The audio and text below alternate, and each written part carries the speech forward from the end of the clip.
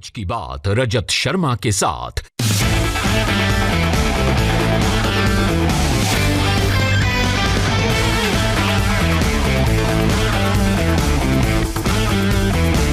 नमस्कार, आज की बात में आपका स्वागत है। आज मैं आपको इस बात के सबूत दिखाऊंगा कि वामपंथी दल, लेफ्टिस्ट पार्टीज किसानों के आंदोलन को कैसे मोदी से टकराव में बदलने में जी जान से लग गई हैं।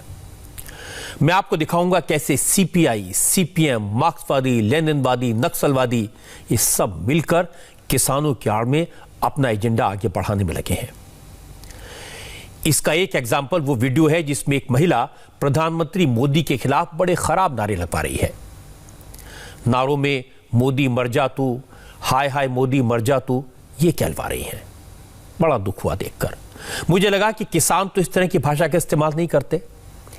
आज भी उन्होंने उपवास रखा, शांतिपूर्ण तरीके से अपनी बात कही। वो 19 दिन से प्रोटेस्ट कर रहे हैं, लेकिन कोई ऐसी बात नहीं की जो शालीनता के दायरे के खिलाफ हो। तो फिर वो कौन है जो इस तरह के वीडियोस को वायरल करवा रहे हैं? कौन है जो प्रोटेस्ट करते हुए इस तरह के वीडियो बनवा रहे हैं? मैंने इसकी तहकीकात करवाई, पता लगवाया। हमारे संवाददाता पवन नारा ने उस जगह को खोजा जहां का यह वीडियो है। उस ग्रुप के लोगों को भी ढूंढ निकाला जिन्होंने इस तरह का आग लगाने वाला वीडियो बनाया था। कौन है ये लोग, क्या है इनके पॉलिटिकल कनेक्शन, क्या है उनके इरादे, ये राज मैं आपको बताऊं। इससे पहले वो वीडियो देख लीजिए जिसे सोशल मीडिया पर खूब वायरल किया गया।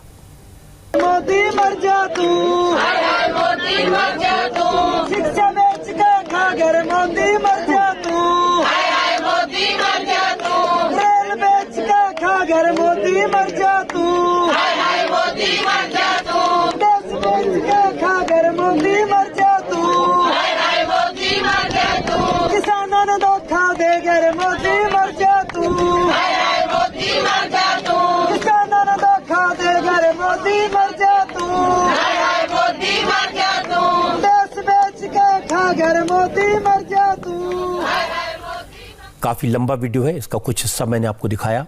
और जब तहकीकात की तो ये बात तो सही निकली, इस तरह की नारेबाजी किसानों ने नहीं की। इस तरह की भाषा का इस्तेमाल न किसानों ने किया और न ऐसी भाषा का समर्थन किया। इस वीडियो में महिलाएं जिस जगह प्रोटेस्ट कर रही हैं वहां मंच पर ऑल इंडिया किसान सभा के बैनर लगे हैं। ऑल इंडिया किसान सभा लेफ्ट से जुड़ा है।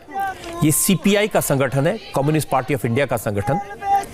ये वीडियो राजस्थान हरियाणा बॉर्डर पर शाहजहांपुर का है। जब हमारे संवाददाता पवन नारा उस जगह पर पहुंचे तो पहले वो महिलाएं नहीं मिली जो वीडियो में दिखाई दे रही थी, लेकिन धरना जारी था, प्रदर्शन जारी था। पूछने पर बताया गया कि वीडियो तो सही है। वहां मौजूद लोगों ने माना मोदी के खिलाफ घटिया नारे लगाए गए थे, लेकिन फिर उन्होंने जस्टिफाई किया और हमसे ही पूछा इसमें गलत क्या है। ये ट्रैक्टर है जो सबसे पहले आंदोलन में यहाँ लगा था। सर आपका नाम क्या है, कहाँ से आ रहे हैं? सर मेरा नाम संदीप जाखड़ है और हम गंगानगर गरसाना से आ रहे हैं। तो कल बहुत सारी महिलाएं यहाँ बैठी हुई थी, वो कहाँ हैं, वो कहाँ गायब है? वो अभी कोई खाना बनाने गए हैं, कोई खाना पीने गए हैं, वो इसलिए बाहर गए। कल आई थी, वापस चली गई है, क्योंकि कल लगभग 60-70 महिलाएं थे, आज सुबह से एक भी नहीं दिखाई दी। नहीं यही है सभी के सभी, लेकिन कोई खाना बनाने गए हैं, कोई खाने गए हैं, कोई नहाने धोने वो गए हैं उधर। महिलाएं यहाँ गाना गा रही थी कि हाय हाय मोदी मर जा तू, ये सुना था आपने? हाँ जी, बहुत सही गा रहे हैं। तो वो तो क्या आप उनके गाने को ठीक मानते हैं? मैं बिल्कुल ठीक मानते हैं जी, साथ हूँ। तो मोदी मरा हुआ है तभी तो उसने ये कानून पास किए हैं।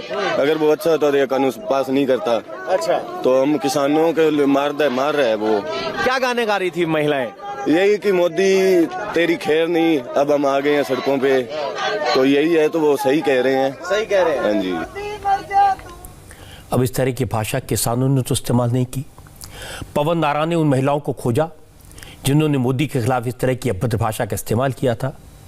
कुछ महिलाएं मिली जो मोदी की मौत के नारे लगवा रही थी। ये किसान नहीं है, इनका किसानों से कोई मतलब नहीं है।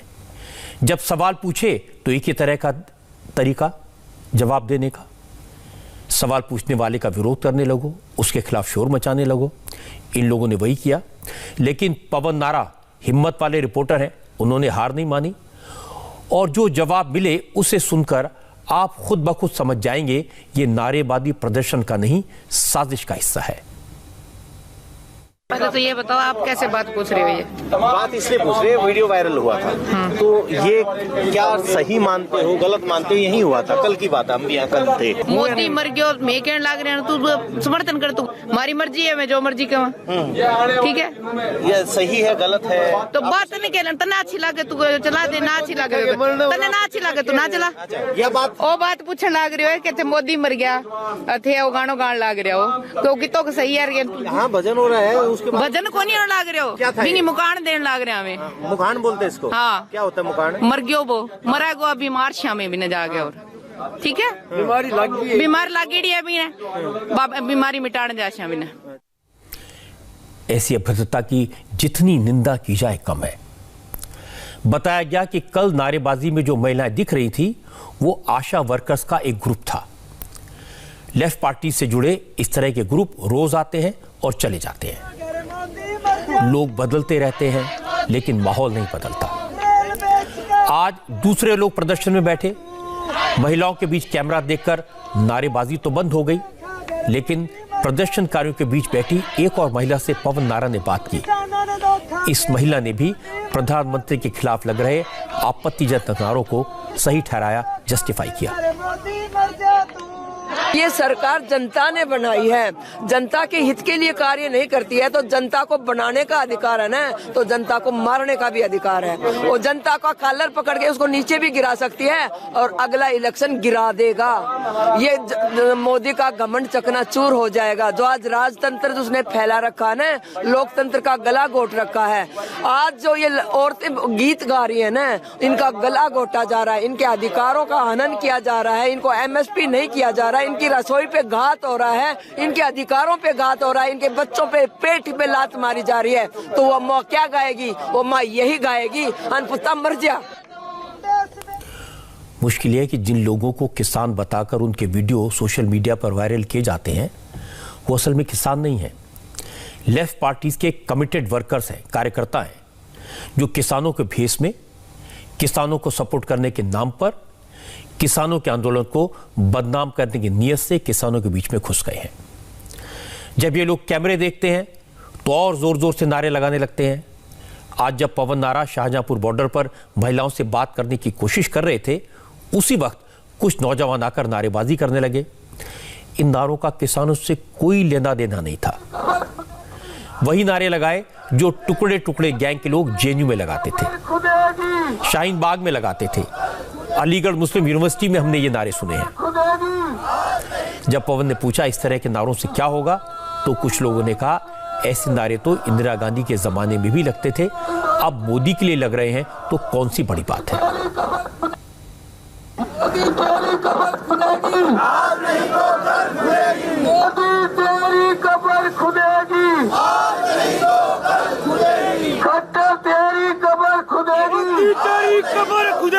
आज नहीं तो कल खुदेगी, मोदी तेरी कब्र खुदेगी, आज नहीं तो कल खुदेगी। विरोध होता लोकतंत्र में कोई बड़ी बात नहीं है, लेकिन मोदी तेरी कब्र खुदेगी आप नारे लगा रहे हो, ये कितना जायज? कल कहा जा रहा था हाय हाय मोदी मर जा तू, क्या आपको नहीं लगता है गलत है?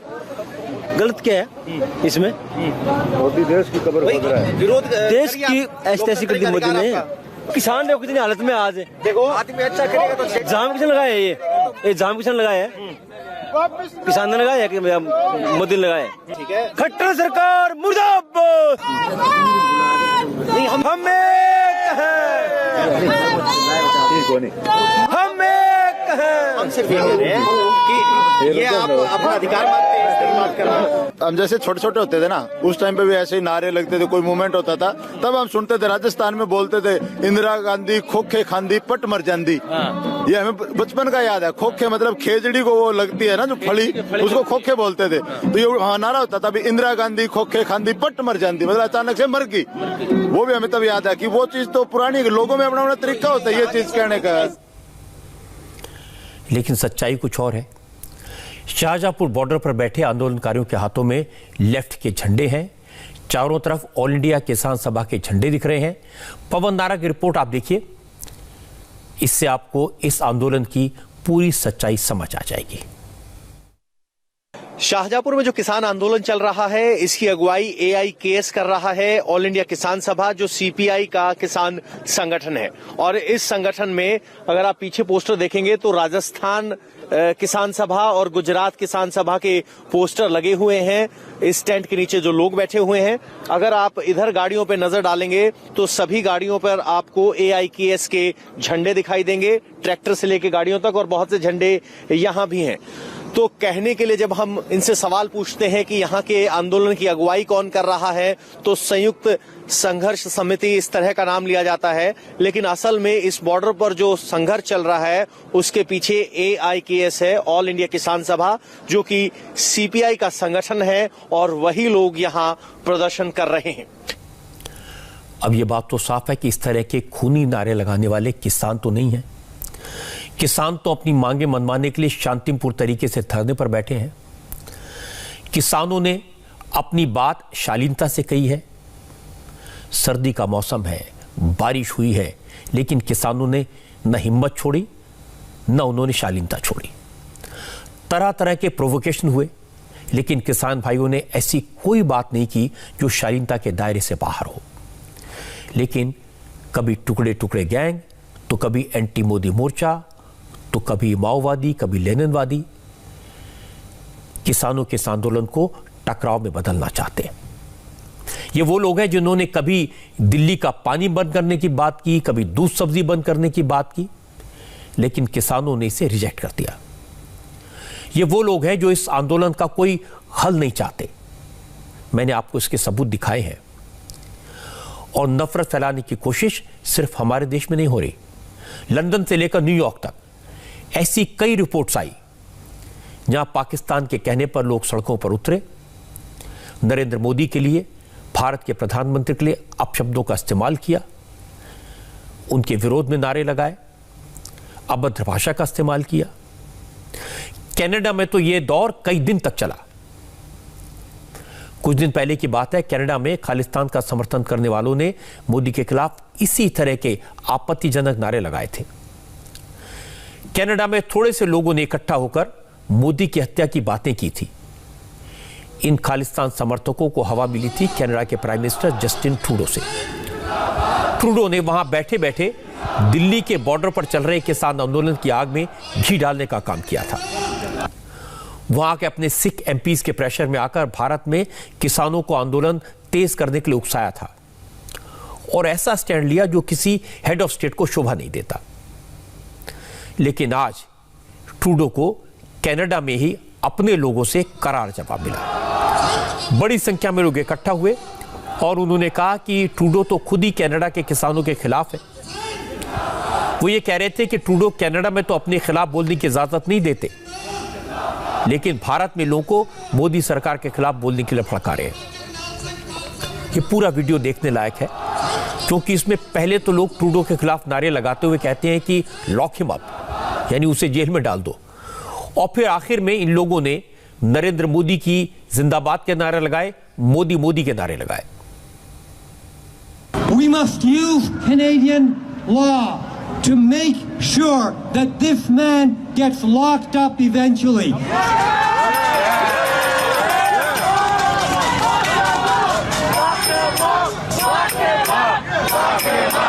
Lock him up! Lock him up! Lock him up! Lock him up! Lock him up! Lock him up! Lock him up! Lock him up! Lock up the turd! Lock up the turd! Lock up the turd! And finally, I am going to conclude.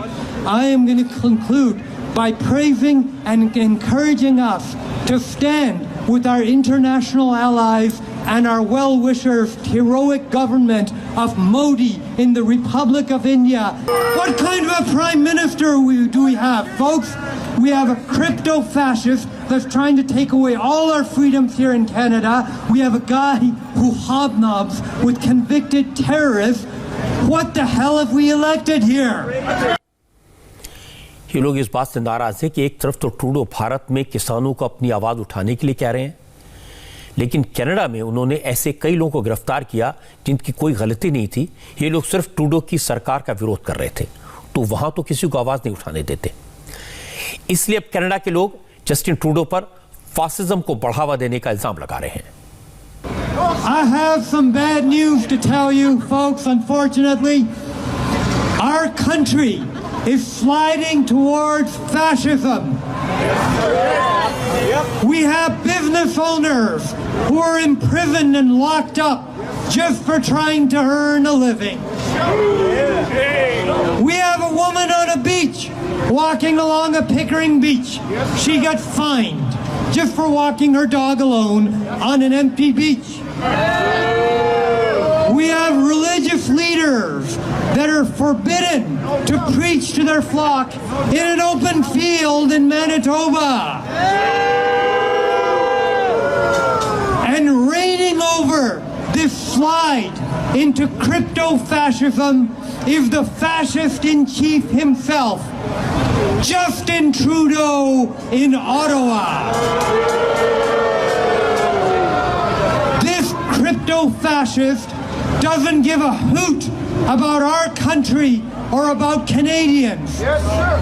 Instead, all he tries to do is to divide people. ये Indian origin के लोग हैं, कह रहे हैं कि Canada में police ने बीच पर घूमती महिला को गिरफ्तार कर लिया, खाली मैदान में प्रवचन देते धर्म गुरु को अरेस्ट कर लिया। इन लोगों की गलती ये बताई गई कि इन्होंने मास्क नहीं पहना था। लेकिन अब ये लोग पूछ रहे हैं कि खालिस्तानी आतंकवादी सड़कों पर खुलेआम बिना मास्क पहने प्रोटेस्ट करते रहे तो उन्हें क्यों नहीं पकड़ा गया। इसलिए ओटावा में हुए प्रोटेस्ट में कनाडा के लोग अपने प्रधानमंत्री पर, जस्टिन ट्रूडो पर आतंकवादी संगठनों को बढ़ावा देने का आरोप लगा रहे हैं। लोगों ने जस्टिन ट्रूडो के लिए कहा लॉक हिम अप और ओटावा में मोदी मोदी के नारे लगाए। This week, Justin Trudeau created a diplomatic incident. He stuck his nose into the internal affairs of another country and he lectured the world's largest democracy, the Republic of India, and he told the people of India, or the government of India, he told them, you must allow protests in your streets.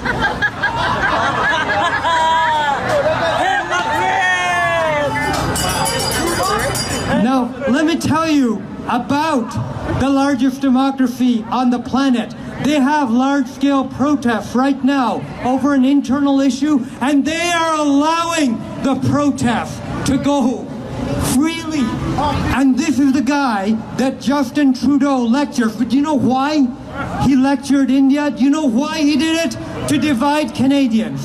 Because he's a hypocrite and he was catering to a specific ethno-religious community here in Canada, that being the radical Sikh community here. He is trying to divide us. He is trying to destroy this country. That crypto-fascist in Ottawa must be removed from office. His wife was caught in a picture with a convicted Sikh Khalistan terrorist.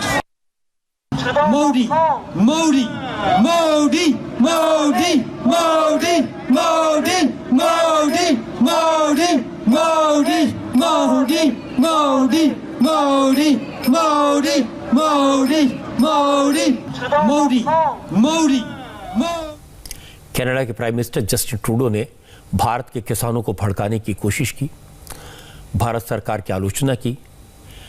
उन्होंने ये नहीं देखा कि हमारे यहाँ किसान 19 दिन से धरने पर बैठे हैं, सरकार के खिलाफ नारेबाजी भी कर रहे हैं, उन्हें पूरी आज़ादी है, सरकार उनसे लगातार बात कर रही है, ये उनका हक है। लेकिन जस्टिन ट्रूडो अपने मुल्क में किसानों के साथ कैसा सलूक करते हैं, इसकी तस्वीरें भी मैं आपको दिखा देता हूँ। कुछ दिन पहले कनाडा में अल्बर्टो एक ऐसी जगह है जहां पर किसानों ने सरकार के खिलाफ आंदोलन की बात की थी। इस प्रोविंस में कुछ किसान सड़क पर उतरे, 2-4 ट्रैक्टर सड़क के किनारे खड़े कर दिए।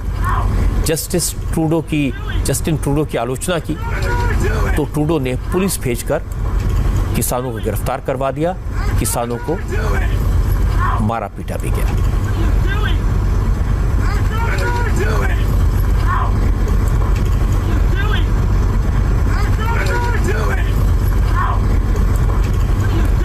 अपने यहाँ के प्रोटेस्ट करने वाले किसानों पर तो जुल्म करते हैं और हमारे यहाँ किसानों से कहते हैं कि और प्रोटेस्ट करो। असल में इसकी वजह सियासी है। कनाडा में चुनाव होने वाले हैं। ट्रूडो जैसे नेताओं ने कनाडा में खालिस्तानी आतंकवादियों को पनाह दी हुई है। उन्हें कनाडा में रहकर भारत के खिलाफ बोलने, प्रदर्शन करने और अपना प्रोपेगेंडा चलाने की परमिशन देते हैं। बदले में खालिस्तानी संगठन जस्टिन ट्रूडो की लिबरल पार्टी को सपोर्ट करते हैं, कैंपेन में उनकी मदद करते हैं। इसीलिए आज हमारे देश के 22 फॉर्मर डिप्लोमेट्स ने एक ओपन लेटर लिखकर जस्टिन ट्रूडो की आलोचना की और कहा कि कनाडा के प्राइम मिनिस्टर जस्टिन ट्रूडो का बयान खालिस्तान समर्थक ताकतों को बढ़ावा देने और भारत के अंदरूनी मामलों में दखल देने की कोशिश है, जिसे बर्दाश्त नहीं किया जा सकता। मैं तो कहता हूं जस्टिन ट्रूडो को अपने मुल्क की चिंता करनी चाहिए, कनाडा की चिंता करनी चाहिए, कनाडा में रहने वाले किसानों की फिक्र करनी चाहिए। हमारे देश के किसानों की चिंता हम खुद कर लेंगे और हमें फिक्र है, हम उनकी आवाज हर रोज लोगों तक पहुंचाते हैं। किसानों को प्रदर्शन करते हुए सर्दी में खुले आसमान के नीचे बैठे हुए 19 दिन हो गए, इसलिए उनका ख्याल सबको है, सबकी सहानुभूति किसानों के साथ है। मुझे बहुत सारे लोगों ने मैसेज भेजे, कहा जहां किसान भाई धरने पर बैठे हैं वहां हाइजीन नहीं है, सफाई नहीं है, हालत काफी खराब है। किसान अपना राशन तो लेकर आए हैं, खाना भी खुद बनाते हैं, लंगर चल रहा है, लेकिन बॉर्डर पर न पूरी तरह से टॉयलेट्स की व्यवस्था है, न पानी का इंतजाम है, न साफ सफाई है, गंदगी का अंबार है और बीमारियां फैलने का खतरा है। और बहुत से किसान भाई बीमार भी हैं। उनकी देखभाल का जो इंतजाम है वो नाकाफी है। न पर्याप्त मात्रा में डॉक्टर्स हैं, न हेल्थ वर्कर्स। मैंने जमीनी हकीकत देखने के लिए अपने संवाददाता भास्कर मिश्रा को भेजा। भास्कर ने जो तस्वीरें देखी, जो रिपोर्ट भेजी, वो वाकई में परेशान करने वाली है। टीकरी बॉर्डर, सिंघू बॉर्डर और गाजीपुर बॉर्डर, तीनों जगह टॉयलेट्स की भारी कमी है, लोगों की संख्या बहुत ज्यादा है, साफ सफाई के लिए जो सरकारी इंतजाम है वो ना के बराबर है। टीकरी बॉर्डर पर तो बदइंतजामी ज्यादा है, जगह जगह कूड़ा पड़ा हुआ है, पानी जमा है, जिससे मच्छर पैदा हो रहे हैं और तरह तरह की बीमारियां फैलने का खतरा है। टीकरी बॉर्डर पे पिछले 19 दिन से हजारों की संख्या में किसान बैठे हैं और उस हिसाब से अगर देखें तो यहाँ सुविधाएं नहीं है, गंदगी है, परेशानी है। यहाँ जहाँ मैं खड़ा हूँ देखिए पानी लगा हुआ है कई दिनों से, प्लास्टिक है, कचरा है, हर जगह दिक्कत है, लेकिन उसके बावजूद भी किसान डटे हुए हैं, वो अपनी मांग को लेके अड़े हैं। सबसे बड़ी दिक्कत हो रही है पानी के, टॉयलेट की व्यवस्था यहाँ पे बिल्कुल नहीं है। आप इस आसपास देखें कि सिर्फ 2-3 टॉयलेट है इस तरह के, जिसमें 5 अलग अलग केबिन बने हुए हैं और कुल हजारों की संख्या में यहाँ पे लोग हैं और उसके बावजूद सिर्फ 3 यहाँ पे टॉयलेट दिख रहे हैं, जहाँ आप अंदाजा लगाइए कि किस तरह से इस्तेमाल हो रहा होगा। और टॉयलेट का हाल देखिए कि इसमें पानी नहीं आ रहा है। जो लोग यहाँ आसपास रहते हैं वो ये कह रहे हैं कि खुद जो पीने वाला पानी है वो लेके हम लोग टॉयलेट पहुंचते हैं और उसका इस्तेमाल करते हैं। इसके साथ का जो इलाका है वो देखो पूरा गंदगी का अंबार है, हर जगह कीचड़ है, हर जगह प्लास्टिक है, सब्जी है। जो आसपास जो सफाई कर पाते हैं वो किसान कह रहे हैं वो खुद साफ सफाई करते हैं, बाकी किसी भी तरह से और कोई सुविधा नहीं मिल पा रही है। जैसे ये शांतिपूर्वक पीसफुल ये आंदोलन चल रहा है, उसके मुताबिक जो दायित्व सरकार का बनता है वो नहीं निभा पा रही। हम हरियाणा में बैठे हैं फिलहाल, तो दिल्ली में तो प्रवेश किए नहीं है। तो दिल्ली की हरियाणा खट्टर सरकार को चाहिए था कि यहाँ जो लोग मेरे घर में आए हैं इनका मैं इंतजाम करूँ। ये टॉयलेट एक ये है, एक उधर खड़ी है, 2-4 आगे होंगी, यानी कुल मिला के यहाँ 30 या 35 टॉयलेट होंगी, जबकि यहाँ कम से कम लाखों आदमी बैठे हैं। और जो यहाँ खुले प्लाट पड़े हैं, लोग वहाँ सोच चले जाते हैं और उसके कारण आने वाले समय में बीमारी फैलने का भी डर है। देखो ਤੁਸੀਂ ਆ ਪਾਣੀ ਦੇਖੋ, ਇਹਦੇ ਵਿੱਚ ਮੱਛਰ ਉੱਡੀ ਜਾਂਦਾ ਉੱਪਰ, ਡੇਂਗੂ ਦਾ ਬਹੁਤ ਜ਼ਿਆਦਾ ਖਤਰਾ ਪੈਦਾ ਹੋ ਜਾਂਦਾ। ਜਿਹੜੀਆਂ ਇਹ ਟੋਇਲਟਾਂ ਨੇ ਇਹਨਾਂ ਦੇ ਵਿੱਚੋਂ ਪੀਣ ਵਾਲਾ ਪਾਣੀ ਯੂਜ਼ ਕਰਦੇ ਨੇ, ਪਾਣੀ ਨਹੀਂ ਹੈਗਾ, ਸਫਾਈ ਨਹੀਂ ਹੈਗੀ ਕੋਈ। ਇਹ ਸਾਰਾ ਖੱਟਰ ਸਰਕਾਰ ਨੂੰ ਚਾਹੀਦਾ ਸੀ। किसानों की तकलीफ समझी जा सकती है। किसानों का सबसे बड़ा प्रदर्शन सिंघू बॉर्डर पर चल रहा है। यहां किसानों ने खुद ही साफ सफाई का इंतजाम तो किया है, लेकिन टॉयलेट्स की कमी यहां भी है, लोग बहुत ज्यादा हैं। हमारे संवाददाता कुमार सोनू ने यहां लोगों से बात की, उनकी दिक्कतें समझने की कोशिश की। किसानों ने बताया कि टॉयलेट्स ना के बराबर है, जिस कारण उन्हें खुले में शौच के लिए जाना पड़ता है। यहाँ व्यवस्था है, यहाँ आंढ गुआंढ के जो लोग हैं बहुत प्यार कर रहे हैं, वो अपने घर खोल रहे हैं। लेडीज के लिए अलग बाथरूम खोला जाता है और आदमियों के लिए अलग बाथरूम किया जा रहा है। मोबाइल चार्जर के लिए हमें दे रहा है। जो हरियाणा जहाँ बाई है उसकी पूरा आपने अगर दिखाना हो वो सभी यहाँ है। लेकिन सरकार की तरफ से कोई व्यवस्था की गई है? नहीं, सरकार कोई मदद नहीं कर रही, ना पानी की ना सफाई की। जहाँ सफाई की बहुत मुश्किल है, मच्छरों की बहुत मुश्किल है, कोई व्यवस्था नहीं करी है। अपने खुद हमने मशीनें लेकर रखी हैं, अब मच्छरों की मशीनें बूमर लाए रखे हैं, वो मार रहे हैं। तो सफाई खुद ये हमारे वॉलंटियर है वो कर रहे हैं। सरकार की तरफ से तो कुछ भी नहीं है। थोड़ा वो ट्रॉली है, टॉयलेट वाली लेके आए थे, उसमें पानी भी नहीं है। ठीक है, वो तो ऐसे एक खाना पूर्ति की हुई है, दिखावे के लिए है कुछ नहीं है उसमें। तो जैसे हम घर में रहते हैं वैसे सारी ट्रालियों का अड़दड़े झाड़ू लगा के सारा कूड़ा हम लोग बाहर लेके जाते हैं। जी, सरकार को व्यवस्था करनी चाहिए, क्योंकि हम भी हिंदुस्तान के सिटीजन हैं। जहाँ पर जो इतने लोग हैं ये हिंदुस्तान के सिटीजन हैं, कोई जंग लड़ने नहीं आए हैं। ये एक साइलेंट प्रोटेस्ट है, that is the part and parcel of the democracy. अच्छी बात है कि आसपास रहने वाले लोग अपने घरों का इस्तेमाल करने की इजाजत दे रहे हैं प्रोटेस्ट करने वालों को, और अच्छी बात है कि ये लोग शांतिपूर्ण तरीके से प्रोटेस्ट कर रहे हैं। अगर उन्हें कुछ सुविधाएं चाहिए तो उसकी कोशिश सरकार को करनी चाहिए। हमारी संवाददाता दीक्षा पांडे गाजीपुर बॉर्डर पर थी, उन्होंने प्रदर्शन कर रहे किसानों से बात की। लोगों ने बताया कि टॉयलेट कम है, सरकार की तरफ से सिर्फ 15 बॉक्स टॉयलेट्स और 1 टॉयलेट व्हीकल का इंतजाम किया गया है। लोगों को आसपास के इलाकों में या फिर 2 किलोमीटर दूर गुरुद्वारे में जाना पड़ता है। टॉयलेट की तो परेशानी है, गवर्नमेंट की तरफ से टॉयलेट की तो परेशानी है। बाकी दवाई की कोई परेशानी, ये लगा हुआ हमारा कैंप लगा हुआ यहाँ पे, और कोई दिक्कत नहीं। टॉयलेट की और नहाने धोने की तो परेशानी है। संख्या बढ़ रही है धीरे-धीरे। हाँ, संख्या बढ़ रही है, इसके चक्कर में थोड़ा है। यहाँ क्या फैसिलिटी है तो उनके क्षेत्र में बैठे हुए हैं ना, तो टॉयलेट की समस्या, मतलब टॉयलेट कहाँ है यहाँ उनसे पूछे। भाई नारा तो बना रखा है ना इन्होंने, शौच मुक्त का नारा बना दिया है ना इन्होंने, बिल्कुल व्यवस्था नहीं है, जीरो है। ठीक है, बिल्कुल जीरो है। हमारे साथ माताएं आई हैं, बहनें आई हैं, सभी को समस्या है। 2-3 किलोमीटर गुरुद्वारा है, वहाँ जाना पड़ता है। ठीक है ना, गुरुद्वारे वाले पूरे सहयोग कर रहे हैं। पानी की कोई समस्या नहीं, टॉयलेट की समस्या है, डस्टबिन की समस्या है, बिल्कुल कूड़ा नहीं होगा। अगर डस्टबिन यहाँ दे दें थोड़े बहुत तो बिल्कुल कूड़ा, सब हर आदमी समझदार है। सर्दी का मौसम है, गंदगी से महामारी का खतरा है और ऊपर से कोरोना का संकट। थोड़ी लापरवाही जानलेवा साबित हो सकती है। और मुझे पता लगा कि बड़ी संख्या में किसान बीमार हो रहे हैं, लेकिन कोरोना की जांच नहीं करवा रहे। अब तक आंदोलन के दौरान 17 किसानों की मौत की खबर मिली है। आपको जानकर हैरानी होगी कि मरने वालों में 32 साल का एक नौजवान भी है और 75 साल के बुजुर्ग भी। क्योंकि लोग खांसी, जुकाम, बुखार या हाथ पैर में दर्द की दवा लेने आते हैं, जांच का इंतजाम तो है, लेकिन अनुभवी डॉक्टर्स नहीं है, मरीज की हिस्ट्री समझने या जानने का मौका नहीं है, पेशेंट्स का नंबर बहुत ज्यादा है, इसलिए दिक्कतें काफी बढ़ गई हैं। लोग खुद ही एंटीबायोटिक ले लेते हैं, खुद ही दवाई ले लेते हैं। जरा सोचिए कि कुंडली और टीकरी बॉर्डर पर हरियाणा सरकार ने 20 मेडिकल टीमें तैनात की हैं, हजारों लोग वहां पर हैं, और डॉक्टर्स की 20 टीमें कितने लोगों को देख लेंगी, कितने लोगों को दवा दे देंगी।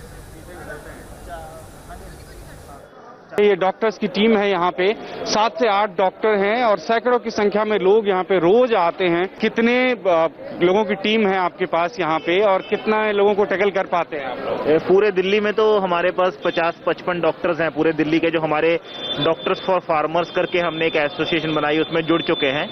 और बाकी हम लोग एक कैंप में ऑलमोस्ट 7-8 डॉक्टर या कई बार 10 डॉक्टर, जैसे कल तो सिंघू बॉर्डर पे हम लोग 20 डॉक्टर्स थे और वो सब हम लोग यहाँ पे आते हैं और सेवा करते हैं लोगों। टिकरी बॉर्डर पे तो हमारे पास 400-500 के करीब किसान आ जाते हैं।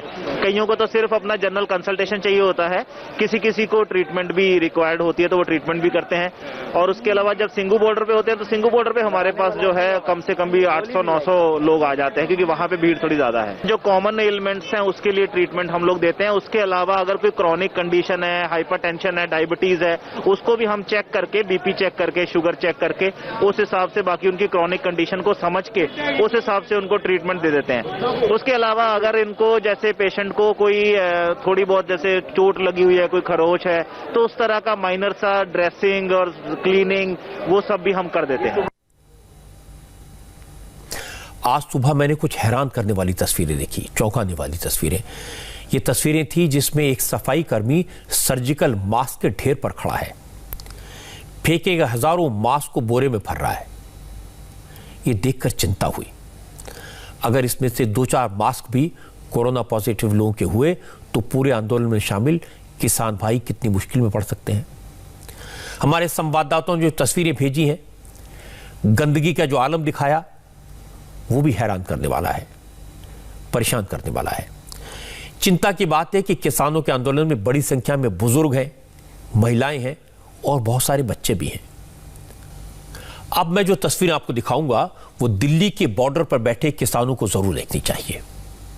किसान संगठन सरकार पर दबाव बनाने के लिए दिल्ली के बॉर्डर को बंद करके बैठे हैं, लेकिन इस आंदोलन से दूसरे छोटे गरीब किसानों का भी नुकसान हो रहा है, उसे नहीं भूलना चाहिए। जो छोटे छोटे 2-4 बीघे वाले किसान हैं, सब्जी उगाते हैं, रोज मंडी में सब्जी बेचकर घर चलाते हैं। 3 किसानों के सामने भूखों मरने की नौबत आ गई। चूंकि पंजाब और हरियाणा से सब्जी दिल्ली की मंडी में आती है, दिल्ली में किसान आंदोलन के कारण सब्जी की सप्लाई बंद है, इसलिए पंजाब और हरियाणा की मंडियों में किसानों को सब्जी नहीं बिक रही। क्योंकि डिमांड कम हो गई है, सप्लाई ज्यादा है, इसलिए कीमत भी नहीं मिल रही। किसानों को गोभी 2 रुपए किलो बेचने के लिए मजबूर होना पड़ रहा है। लागत निकलना तो दूर, बोरी का पैसा भी नहीं निकल रहा, ढुलाई का खर्चा भी नहीं मिल पाता। इसलिए कई जगह तो किसान गोभी फेंक कर जा रहे हैं और मंडी के आसपास जानवर गोभी खाते हुए मिले। यही हाल टमाटर, मटर, मेथी, पालक, चुकंदर जैसी सब्जियों का है। किसान इस बात से परेशान है क्योंकि सब्जियों को रख नहीं सकते, वो खराब हो जाएंगी और खरीदार है नहीं। गोभी का क्या कैसे आपको पड़ रहा है, दिक्कत क्या था? 1-2 रुपए मिल रहा है रेट उसका। गोभी दिल्ली नहीं जा पा रही है, सारी गोभी यहाँ आ रही है, इसकी वजह से भी रेट गिरा कुछ ऐसा?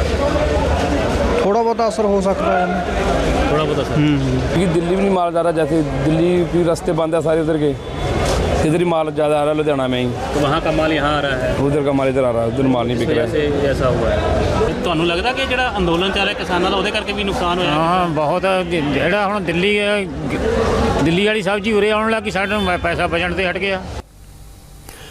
मंडी में जो आढ़तिये हैं उनसे पूछा गया वो किसानों को माल क्यों नहीं खरीद रहे, तो आढ़तियों ने साफ कह दिया क्या करें, किसान आंदोलन की वजह से सब्जियों की सप्लाई बंद है, वो खरीद कर क्या करेंगे। आढ़तियों ने कहा कि अगर आंदोलन लंबा चला तो छोटे किसानों की मुसीबत बहुत बढ़ जाएगी। इनकी सप्लाई जो और जगह पे नहीं जा रही है, जो दिल्ली की जो प्रॉब्लम हुई है उसकी वजह से जो रेट काफ़ी कम हुए हैं, जो उधर से वो माल आ रहे हैं उसके रेट कम हुए हैं, पीछे रास्ते में माल रुक जाते हैं या ट्रांसपोर्टेशन में पड़ जाती, खर्चा ज़्यादा पड़ जाता है, रेट कम मिलता है इसका, यहाँ रोज़ घाटा पड़ रहा है, दिक्कत हो रही है इसकी। पैदावार तो नहीं, किसका कारण है पैदावार ज़्यादा हो गई? पैदावार तो देखो इतने आज नई तो हुई नहीं है, पहले भी होती थी, पैदावार ज़्यादा है तो उससे इतना ज़्यादा फर्क नहीं पड़ता है जितना इस बार पड़ रहा है। तो आप क्या मानते हैं कि आंदोलन ने किसान को तोड़ दिया? बिल्कुल तोड़ा। मेन जो प्रॉब्लम है दिल्ली बंद की वजह से हुई है, उसकी वजह से मतलब जो बाकी चीज़ें हैं वो यहाँ पे उधर जो जहाँ से इधर से जो माल उधर जाते हैं वो नहीं जा पा रहे, या और स्टेट्स में जाते हैं वो नहीं जा पा रहे, तो उसकी वजह से यहाँ पे मतलब रेट ज़्यादा कम है, माल ज़्यादा हो गया। दाम इसलिए गिरे ना भैया, और दिल्ली में माल नहीं जा रहा, वहाँ से माल आ रहा, लेट आ रही है गाड़ियाँ, इस कारण माल गिर गया, सारा रेट गिर गए। सारा माल इधर डाइवर्ट, माल इधर सारा पंजाब में डंप लग रहा है, उधर जा नहीं रहा दिल्ली में। तो एजुकेशन अगर ऐसे चलता रहा तो सब्जी को कैसे? तो चलते रहे तो फिर तो सड़कों में फेंकेंगे सब्जी, क्या करें जब रेट ही नहीं मिल रहा। 2 रुपये किलो गोभी बिक रही है, और मटर देख लो 10-12 रुपये किलो, 15 रुपये किलो है, हर चीज़ का 4-5 रुपये किलो शलगम है, सारे सौदे डाउन है। हमारे देश में बड़े किसानों की संख्या तो बहुत कम है। 90%, 90% किसान ऐसे हैं जिनके पास 2 से लेकर 5 बीघा तक जमीन है। इसमें भी वो किसान गेहूं, धान, बाजरा, ज्वार या दालों की खेती नहीं करते, सब्जियां उगाते हैं। उनकी हिस्सेदारी करीब 40% है। क्योंकि सब्जी अगर खेत में लगी रही तो खराब हो जाएगी, अगर तोड़ ली तो कोल्ड स्टोरेज में रखने की हैसियत नहीं है, इसलिए जितने में भी बिके बेचनी पड़ती है। सोचिए, जिस किसान ने 2 महीने तक गोभी उगाने के लिए सर्दी में मेहनत की, उसकी गोभी अगर 2 रुपए किलो बिके तो दिल पर क्या बीतेगी और वो खाएगा कहां से। इसलिए जो किसान धरने पर बैठे हैं उन्हें अपने इन साथियों के बारे में भी सोचना चाहिए। कम से कम दिल्ली में सब्जी की सप्लाई का रास्ता खोल दें। सिर्फ किसान नहीं, व्यापारी भी परेशान है, मजदूर परेशान है। ये लोग किसानों का सपोर्ट कर रहे हैं, दिल से सपोर्ट कर रहे हैं, लेकिन किसानों के आंदोलन की वजह से इन लोगों की रोजी रोटी पर संकट आ जाए, ये अच्छी बात नहीं है। दिल्ली के सभी बॉर्डर्स के आसपास बड़ी संख्या में ढाबे हैं। किसान आंदोलन के कारण ढाबा चलाने वाले बड़ी मुसीबत में हैं। ढाबों में काम करने वाले हजारों लोगों की नौकरी चली गई है। ढाबा चलाने वाले कहते हैं कि अभी तक तो किसी तरह काम करने वालों को पेमेंट कर रहे थे, लेकिन ऐसा कब तक कर पाएंगे। पहले कोरोना ने कमर तोड़ दी, अब ये आंदोलन अगर लंबा चला तो ढाबे पर ताला लगाना पड़ेगा। पहले सर हमारा काम सही था। जब से ये 15-20 दिन हो गए उनको काम ये आए हुए हैं यहाँ पर, जब से हमारा काम कुछ डाउन है बहुत। यानी पहले 2000 का था, अब 1000 का भी कम नहीं है। ये लोग आए, इनके लंगर चल रहे हैं बाकायदा, सब दही दूध हर चीज़ है यहाँ पे इनके लिए।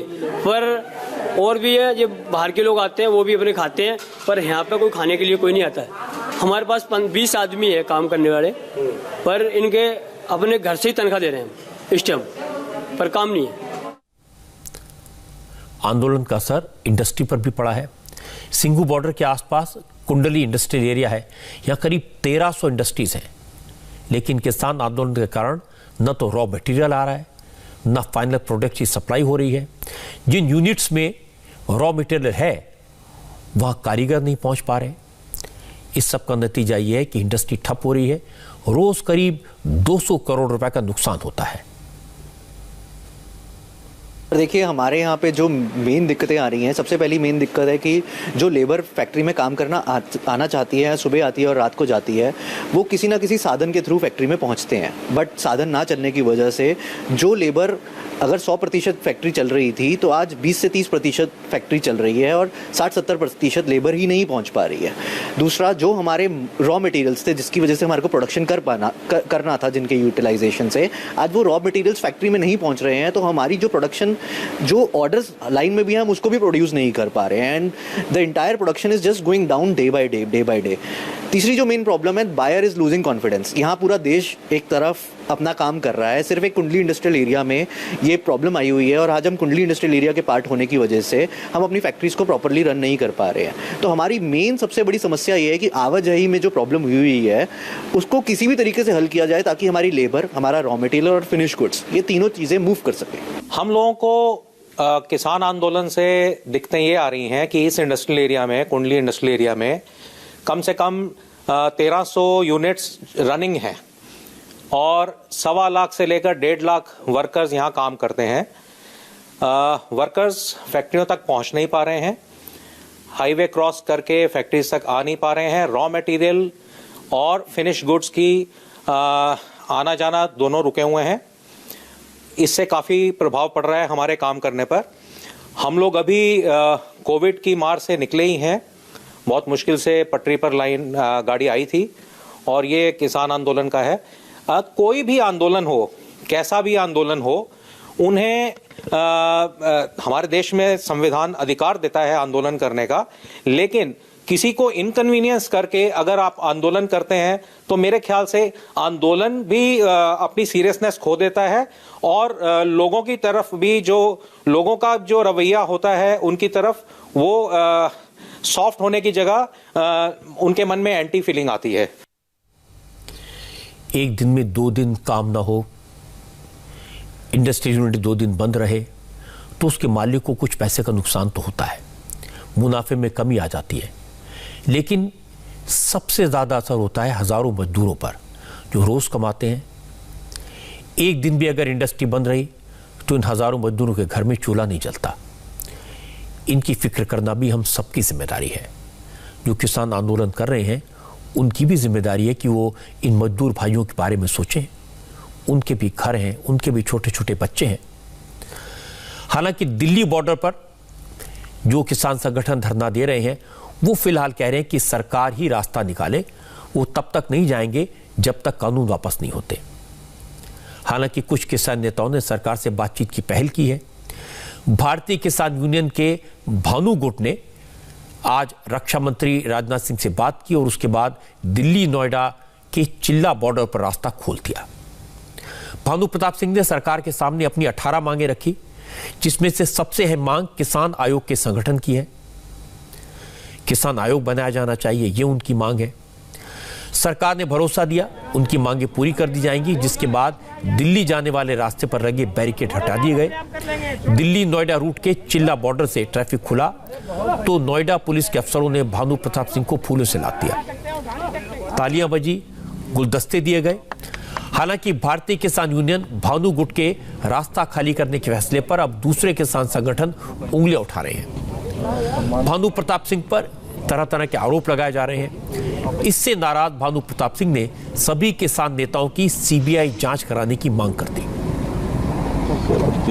जो मेरी बुद्धि है उसके अनुसार मैंने ये बना डाला है। अच्छा बनाया है। हाँ। और जिसकी बुद्धि हो इससे ऊपर सो बनावे।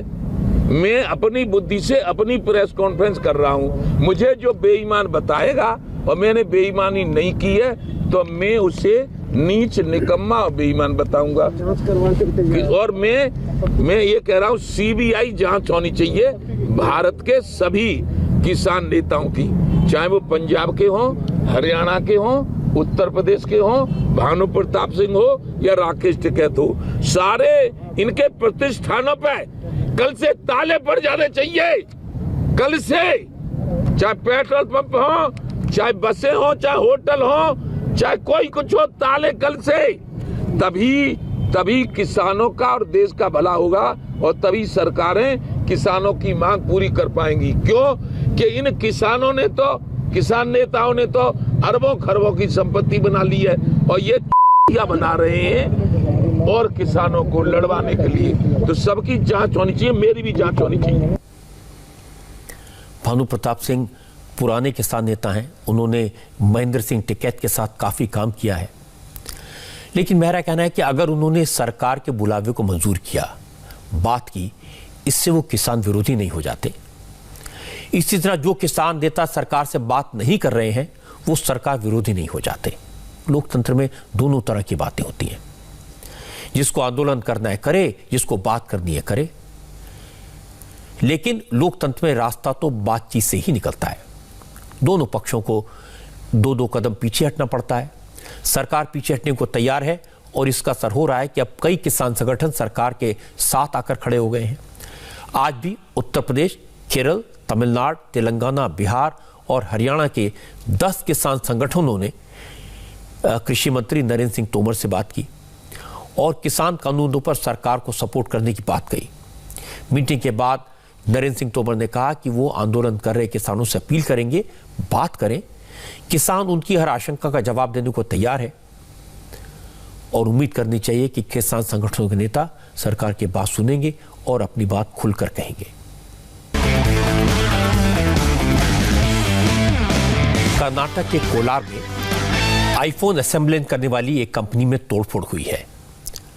कंपनी में काम करने वालों के हंगामे की तस्वीरें पूरी दुनिया में वायरल हो रही हैं और इस खबर से पूरी दुनिया में भारत की बदनामी हो रही है। इंडिया में आईफोन को असेंबल करने वाली एक मल्टीनेशनल कंपनी ने आरोप लगाया कि कर्मचारियों के हंगामे की वजह से उसे 437 करोड़ रुपए का नुकसान हुआ और हजारों आईफोन चोरी हो गए। असल में शनिवार को कोलार में स्थित विस्ट्रॉन कंपनी में जबरदस्त हंगामा हुआ। सैलरी न मिलने से नाराज कॉन्ट्रैक्ट वर्कर्स ने तोड़फोड़ की, आगजनी की। ताइवान की विस्ट्रॉन कंपनी कर्नाटक के कोलार में आईफोन को असेंबल करने का काम करती है। कर्मचारियों ने आरोप लगाया कि उन्हें कई महीने से सैलरी नहीं दी गई, कंपनी बात करने को तैयार नहीं है। नाराज कर्मचारियों ने तोड़फोड़ की। अब कंपनी की तरफ से जो एफआईआर फाइल की गई है उसमें 437 करोड़ रुपए के नुकसान और हजारों आईफोन चोरी होने की बात कही गई है और ये बात पूरी दुनिया में फैल गई है। कंपनी ने लेबर डिपार्टमेंट को दी गई शिकायत में कहा इस प्लांट के लिए करीब 9000 कर्मचारी कॉन्ट्रैक्ट पर हायर किए गए थे। सब्सिडियरी कंपनी को मेन कंपनी ने पैसा दे दिया, लेकिन उस कंपनी ने कर्मचारियों को पैसे देने में देरी की। आईफोन बनाने वाली एप्पल कंपनी भी अपने लेवल पर इस पूरे मामले की जांच कर रही है। कंपनी की ओर से पुलिस में दर्ज शिकायत में कहा गया है कि शनिवार सुबह 2 घंटे में कंपनी में 7000 लोगों ने उत्पात मचाया और लूटपाट की। कंपनी की शिकायत में कहा गया है कि इन 2 घंटों में तकरीबन 415 करोड़ रुपए के इक्विपमेंट्स को नुकसान पहुंचाया गया, 11 करोड़ के इंफ्रास्ट्रक्चर को तहस नहस कर दिया गया और तकरीबन 1.5 करोड़ रुपए मूल्य के आईफोन्स को वहां से लूट लिया गया। कंपनी ने कर्मचारियों की सैलरी नहीं दी, ये बिल्कुल गलत बात है, नाजायज है, इसका विरोध होना चाहिए। लेकिन हमला कर देना, आगजनी करना, मोबाइल लूट लेना, ये तो ठीक नहीं है। इससे देश की छवि बहुत खराब हुई है। पिछले कुछ वर्षों में विदेशी कंपनियां भारत आ रही हैं। जरा सोचिए 2014 तक मोबाइल या एक्सेसरीज बनाने वाली सिर्फ 2 कंपनियां भारत में थी। 2019 में इनकी संख्या बढ़कर 268 हो गई है। कम्युनिकेशन मिनिस्टर रविशंकर प्रसाद हमेशा बड़े गर्व से ये बात बताते हैं। वो बताते हैं कि कंपनियों में लगभग 6,70,000 लोगों को रोजगार मिला हुआ है। मोबाइल मैन्युफैक्चरिंग के मामले में भारत इस वक्त दुनिया में चीन के बाद दूसरे नंबर पर है। बड़ी अचीवमेंट है। हर साल भारत में 330 मिलियन मोबाइल हैंडसेट बनाए जाते हैं और उत्तर प्रदेश में नोएडा एक हब के तौर पर उभर कर आया है। 2025 तक दुनिया का हर तीसरा मोबाइल फोन नोएडा में बना हुआ होगा। सैमसंग ने अपनी दुनिया की सबसे बड़ी फैक्ट्री भी जुलाई 2018 में नोएडा में लगाई थी। इस फैक्ट्री में 12 करोड़ हैंडसेट बनाए जाएंगे। जरा सोचिए, इतनी बड़ी इंडस्ट्री है, लाखों लोगों को रोजगार देती है। अगर इस तरह की घटना होगी तो फिर इन्वेस्टर्स का भरोसा टूटेगा, भारत का नाम खराब होगा। और अब आज की अच्छी खबर आपको बता दूं, कल प्रधानमंत्री नरेंद्र मोदी गुजरात के कच्छ में दुनिया के सबसे बड़े हाइब्रिड रिन्यूएबल एनर्जी पार्क का शिलान्यास करेंगे।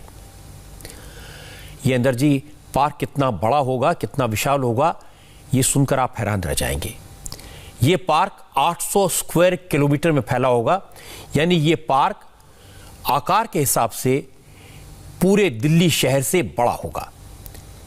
यह पार्क अगले 5 साल में बनकर तैयार हो जाएगा और यहां 30 गीगावाट यानी 30,000 मेगावाट बिजली बनेगी।